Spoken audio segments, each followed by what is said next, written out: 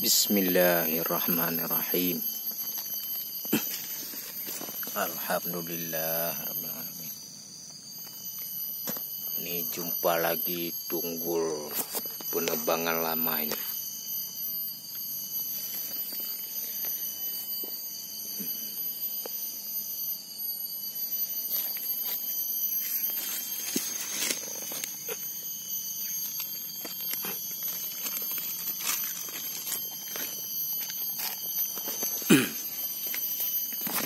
Subhanallah.